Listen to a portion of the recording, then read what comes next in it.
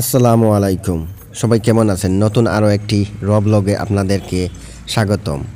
আজকে আমি রিক্সা দিয়ে আপনাদের সিলেটের শর্টকাট হয়ে কিছু অলিগলি দেখাবো।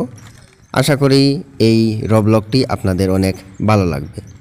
সবাই আমার প্রোফাইলকে অবশ্যই ফলো দিয়ে সবসময় আমার সাথে থাকবেন। আর ভিডিওটি যদি ভালো লাগে তাহলে লাইক দিবেন। এই দেখেন আমরা হাওয়াপাড়া হয়ে আমরা যাচ্ছি এখন নয়া সড়কের দিকে। নয়া সড়কের পয়েন্ট সামনে, এটা আমরা হাওয়াপাড়া হয়ে যাচ্ছি। প্রথমে আমরা রিক্সাটা আম্বরখানা থেকে উপশহরের জন্য আমরা ভাড়া করেছিলাম।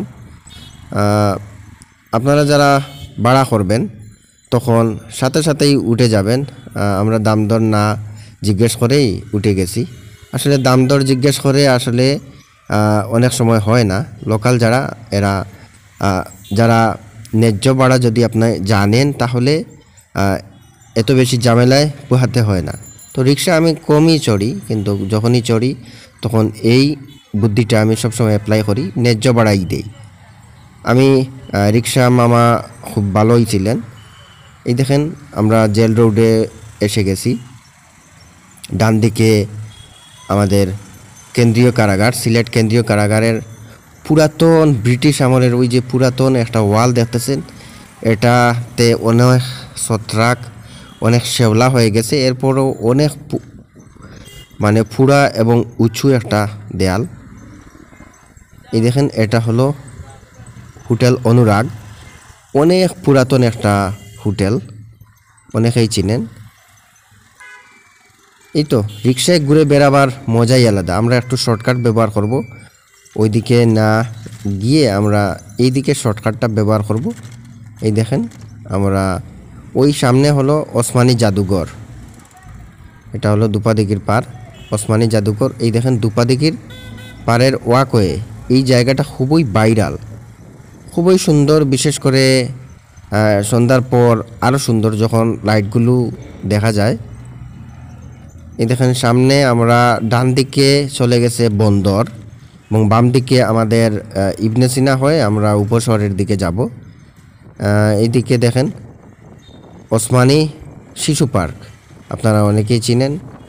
এই শিশু পার্কটা তেমন জমজমাট নাই, অনেক ফ্যাসিলিটির অভাব আছে। এই দেখেন ছোট্ট একটা রাস্তা, এটা শর্টকাট আর কি, মেইন রুট না, এটা ব্যবহার করে আমরা যাচ্ছি। সামনের বড় বিল্ডিংটা হলো ইবনে সিনা হসপিটাল এবং বাম দিকে আরেকটা ইবনে সিনা হসপিটালের তাদের আরেকটা শাখা আছে। ওই দিকে যাওয়ার জন্য উপরে ওরা ওভারব্রিজ করছে, দেখেন এটা খুবই সুন্দর লাগতেছে দেখতে। এই দেখেন ইবনে সিনা হসপিটালে অনেক মানুষ থাকে, একটা বাজারে যেমন মানুষ থাকে সবসময় প্রতিটা দিন, শুক্রবার বলেন সব সময় কিন্তু এখানে মানুষ থাকে। এটা হলো সুবানীঘাট পয়েন্ট, এটা হলো একটা চত্বর সুবানীঘাট পয়েন্টের।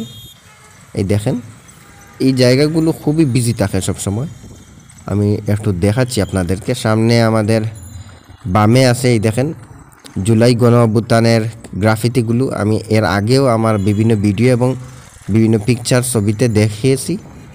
সামনে এটা হলো সালিবন্দর এবং কাষ্টগড়ের মুখ। আমরা ওই যে দূরে একটা বিল্ডিং দেখা যাচ্ছে, এটা হলো আপনার রহিম টাওয়ার, সুবানীঘাট কাঁচাবাজারে অবস্থিত। কাঁচাবাজার এটা সিলেট বিভাগীয়, এখানে বিভিন্ন জেলা থেকে এখানে পণ্য সবজিগুলো আসে, লোকাল মার্কেটগুলোতেও আসে। দেখেন এখান থেকে আবার বিভিন্ন জায়গায় সিলেটের সাপ্লাই হয়। এই দেখেন খুব সুন্দর। সামনের ডানে হলো এটা আল হারামাইন হসপিটাল, বামে একটা হোটেলের কাজ হচ্ছে। এই দেখেন এটা হলো আল হারামাইন হসপিটাল। আল হারামাইন একটা গ্রুপ অফ কোম্পানি, অনেক নাম করা, বাইরের দেশের তারা সুগন্ধের, বিশেষ করে দুবাইতে সুগন্ধির ব্যবসা আছে, অনেকেই চিনে থাকবেন। এটা বামে হলো আঙ্গুরা টাওয়ার। এই দেখেন এটা হলো কাঁচাবাজার, আপনারা অনেকেই চিনেন, খুবই বিজি। আজকে তেমন গাড়ি ঘোড়া দেখতেছি না, এমনি সবসময় আরও বেশি বিজি থাকে, জ্যামের মধ্যে আটকা থাকে। এটা আরেকটা হসপিটাল, ওএসএস হসপিটাল সুবানীঘাটের। দেখেন আমাদের যখন সিলেটে বন্যা হয়েছিল এই যে সড়ক দেখতেছেন এই সড়কে কিন্তু পানি উঠেছিল, এত ভয়াবহ যে বন্যা ছিল, এই সড়ক দিয়ে কিন্তু নৌকা চলাচল করতেছিল আর কি।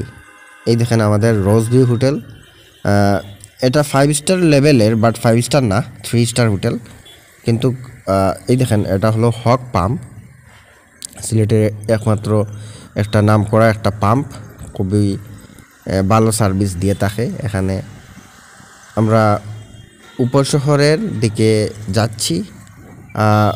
এই দেখেন এটা হলো আমাদের নিচের 4 তলা পর্যন্ত রোজভিউ শপিং কমপ্লেক্স। এখানে আমার নিচে দোকান আছে। এই দেখেন সামনে পয়েন্ট। সবাই ভালো থাকবেন আর ভিডিওটিতে অবশ্যই লাইক দিবেন।